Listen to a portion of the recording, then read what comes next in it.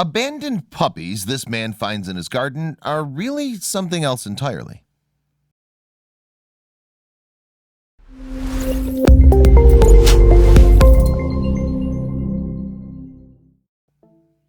The thing about surprises is that you either love them or you absolutely loathe them. For some people, a good surprise is the best thing in the world. For others, however, they're essentially guaranteed to induce a panic attack. An Englishman named Craig McGettrick knew a thing or two about surprises. He was recently cleaning a local garden with his friend when he stumbled upon something he didn't expect. When they took a closer look and realized these things weren't what they seemed. Craig McGettrick of Liverpool, England, was recently doing a good deed, picking up trash from a park near his home along with his friend Becky. The pair expected to come across some weird odds and ends, of course, but an old dirty mattress was certainly not one of them. Craig and Becky moved in for a closer look. Since they had no idea where the mattress came from or who had used it, they proceeded with caution. Why would anyone discard their mattress in such a bizarre place? Craig and Becky carefully lifted the mattress off the ground, only to find something lying underneath it. And that something was moving. The pair was in complete disbelief at what they'd found. There, beneath the old mattress, was a litter of 5 puppies. Craig and Becky grew concerned when they realized their mother was nowhere to be found. They decided they were the only ones who could help the abandoned baby animals. First, Craig and Becky decided to do something smart. They photographed the puppies so they could post their pictures on Facebook, just in case someone knew what had happened to them. Then they got to work on bringing them to safety.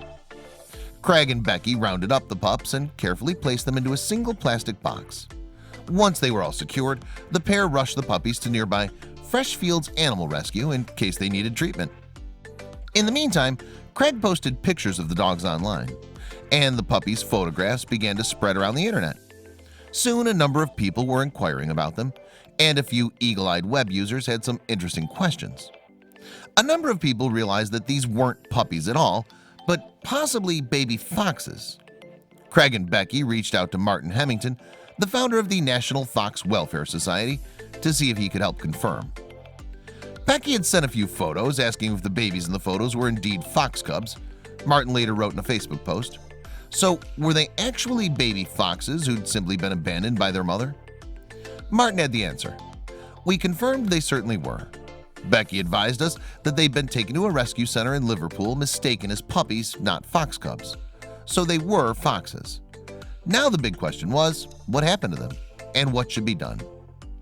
Paul McDonald, a staff member at Freshfields Animal Rescue, theorized that the fox family had been using the mattress as a makeshift den. In all likelihood, the mother had simply left her kits while she looked for food. "Vixens leave their cubs all the time whilst they're in the den," Paul explained. "As they get older, they'll begin to explore their surroundings more and more and become less dependent on mom." These foxes clearly weren't old enough to be totally abandoned by their mother just yet. However, wanting to provide the foxes with the care they desperately needed, Martin asked Paul to see if they could help. Paul dispatched an unnamed volunteer, pictured here, to transport the little foxes. Once they arrived in his care, Paul knew exactly what to do: bring them back to the park. But why? Paul realized he needed to reunite the babies with their mother, and he had a plan to get her back. "I didn't give the cubs any milk in order for them to be hungry, so they'd cry out and call for their mom, which they did," he recalled. "I put them around the same place they were found, as I knew the mom would be looking at them," Paul added. "She'd be checking the place she last had them." But were the kits gone from their den for too long? It was worth a shot. Paul placed the cubs in a cardboard box alongside a warm water bottle to keep them cozy. Then he returned the kits to their spot in the park and proceeded to wait for the mother to show up.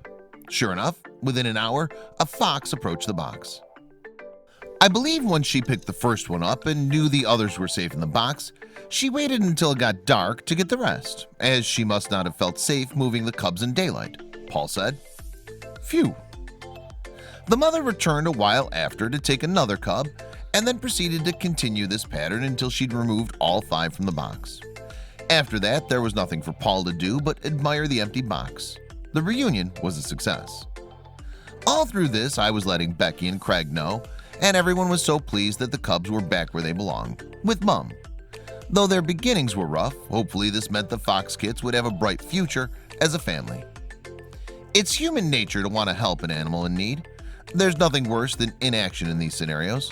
That's exactly why when a Missouri man recently saw an animal that had been struck by a car on Christmas Eve, his instinct was to lend a helping hand. At a mall on Christmas Eve, you can expect to find flurries of people running around in a tizzy, finishing up their last-minute shopping. The furthest thing from any of their minds is having to save a life in an emergency situation. When Missouri man Kevin Harvey was recently pulling out of his local mall parking lot on Christmas Eve, though, he spotted a group of people gathering around the bumper of a vehicle. His curiosity piqued, he angled his neck to get a closer look. And that's when he noticed something strange. Inside of the car grill was what appeared to be an animal, though he couldn't tell exactly what type it was. Feeling generous, as the holiday season after all, he prepared to lend a helping hand. So Kevin parked his car and prepared to offer whatever assistance he could. At first, Kevin thought that the animal was a strange-looking dog. As he got closer, however, he quickly realized that it was actually a coyote. The poor animal was wedged right inside the grill of the car, and it was clear that Kevin would have to act fast to save her life. Luckily, Kevin managed to free the suffering animal from the grill. Next, he cleaned the blood from her fur, which was still pouring out of her open wounds. That's when he decided to bring the coyote to a local animal hospital to get her further assistance. Kevin wrapped the poor coyote in his jacket and first brought her to a veterinarian. Unfortunately, because she was a wild animal, they advised him to instead take her to the local wildlife rescue center, which could better assist such an animal. Not wanting to waste any precious time, Kevin drove over as quickly as possible. The staff at Wildlife Rescue Center didn't hesitate to leap into action. They gave the ailing coyote a full examination. They were able to discern that even though she'd been struck by a vehicle, she hadn't sustained any serious injuries. In fact, aside from her minor cuts and bruises that she sustained when she was struck by the moving vehicle, the female coyote's worst injuries were only a series of deep lacerations on the pads of her paws. The sweet animal, who was later dubbed Miracle Coyote, spent a total of 31 days at the Wildlife Rescue Center, recovering from her various injuries. Then, after a month of recuperation, she received some amazing news. Not only had Miracle Coyote's wounds healed, but she was finally ready to be released back into the wild. This was a huge step, especially considering that she'd been struck and was facing death just a few short weeks prior. The staff at the Wildlife Rescue Center were more than elated by this wonderful news. Not only was Miracle Coyote going to be released back into the wild, but they were honored to be the ones to help her do it. The staff packed Miracle Coyote into a transportation crate and placed her in the rear of the company vehicle. Their next move was to bring her to the wooded area where she'd originally been struck by the vehicle so she could return to her old life as quickly as possible. While the volunteers from the Wildlife Rescue Center knew they'd greatly miss Miracle Coyote, whom they'd nursed back to health and with whom they'd formed a strong bond, they knew that this was the best bet for her in the long run.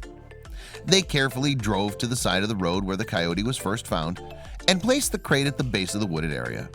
Her excited reaction once they opened her crate and she realized she could roam free was all the thanks anyone could ask for.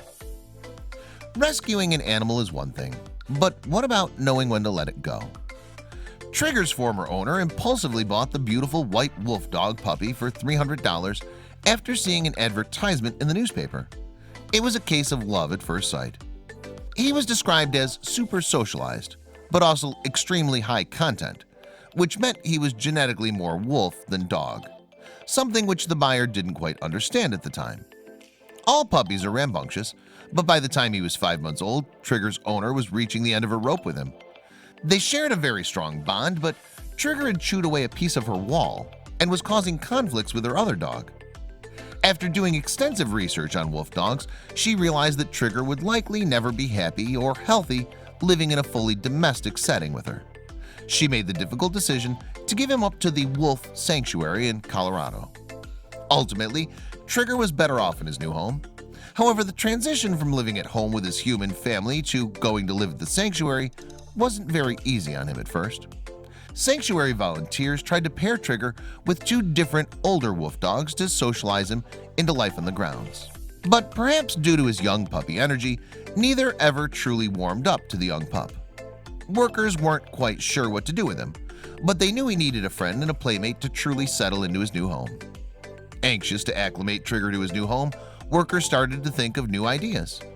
Then Trigger met Spartacus, another young wolf pup who had come from a tumultuous living situation and was feeling isolated at the sanctuary. Trigger and Spartacus immediately clicked. They began spending all their time together, playing and wrestling, and they would sometimes even sleep in the same enclosure.